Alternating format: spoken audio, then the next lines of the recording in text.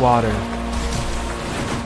earth, fire, snow. Wait, what? Snow? Long ago, the four elements worked together in harmony. Then everything changed when the snow took over? What are we talking about? 100 years passed and I discovered a new avatar, a chairbender called Bang. And he may be a loser, but I believe he has what it takes to overcome this challenge.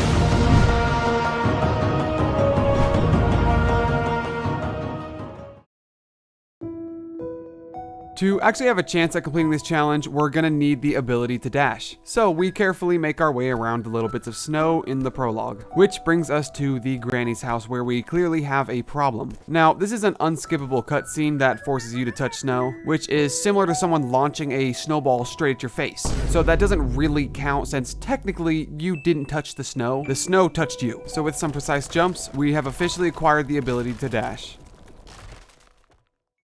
On to chapter 1. We first jump over a pile of snow, then dash our way to the next room. But after that, we have to do a very precise wave dash to make it to the exit. A couple of rooms later, I do whatever you'd call this to barely give us enough distance to clear the room, which brings us to this part, which just so happens to have a platform which is entirely covered in snow. So to clear it, I use a dash to get to the other side, then do some tricky wall jumps to get up the wall. After that, I jump to this little clearing to then use screen transitions to clear the room. Okay, I made it. We're good. Then we jump over the snow and dash to the wall, which somehow doesn't kill us. Then neutral jump to the platform to clear the room.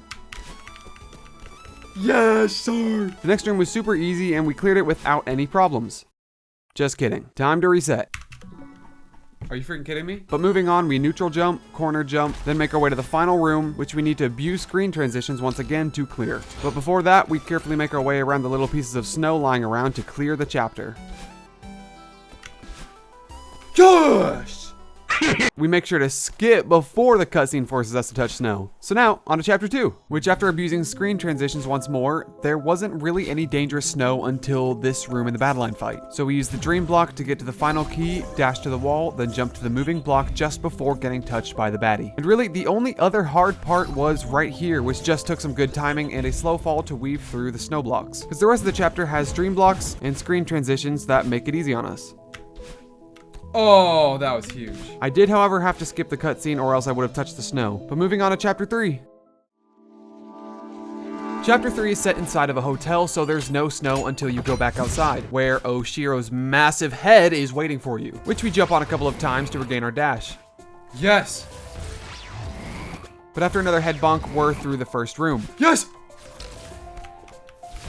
That's actually possible. A couple of head bonks and a tight squeeze later, we make it to the final room of chapter 3. So we wave dash, corner jump, die again, land on this tiny platform, do one more head bonk, then we're done.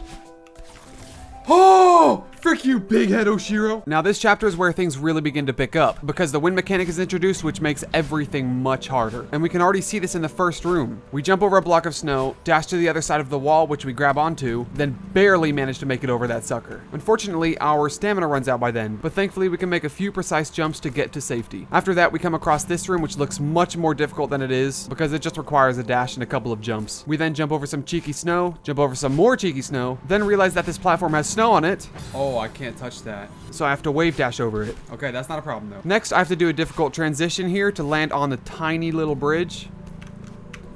Okay. And finally, we run into our first real problem. Not getting to the pink cloud here because we can use the wall to help us out with that, but rather this part right here. I can use my dash to get through this gap, but doing that makes it impossible to reach the bubble without touching the snow. So after a while of trial and error, I find that you can save your dash by doing a little corner jump thingy, or whatever it's called, which allows you to reach the bubble without touching any snow. Yes!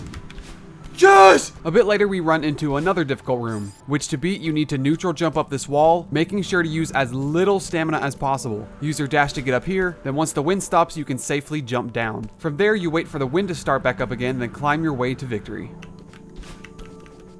Now, another mechanic is thrown our way, and that is the giant freaking snowball. The first room with it wasn't a problem, the next 3 were also easy, but the one after that sucked. This gets a little complicated, so try your best to stay with me because I'm gonna go over it real quick. I use this bubble to dash right to get to the platform, which that platform disappears when touching, so after I jump back to the bubble, making it disappear as well, then dash through what would have been the platform if we didn't clear it earlier, allowing us to barely touch the edge of the bubble.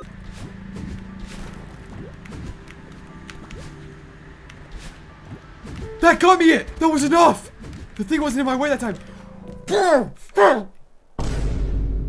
Finally, one last bit of climbing to then officially clear chapter 4. Time for the next chapter.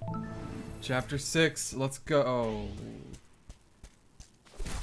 Yeah, so this chapter didn't really have any snow, and neither did the next, which means we have made it to the final chapter in the game. And also, quite frankly, the hardest chapter in the game. Yeah, so the beginning didn't have any snow, but there we go, now we're talking. We jump between the snow, then wall bounce to the next room. After that, we dash over some snow. There we go. Jump over a little freak, jump over another little freak, and that's 1,000 meters. The next 500 meters, though, didn't really have any snow. This part also has a bunch of snow. Nope, it's not. It's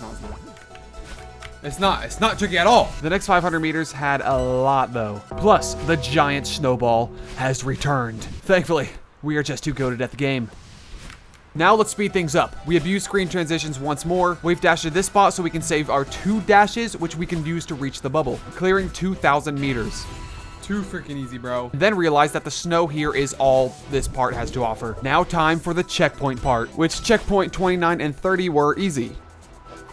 Checkpoint 27 all the way through checkpoint 6 were free, but checkpoint 5 has a close call. And since 4 and 2 are easy, we are now onto the final one. Last level.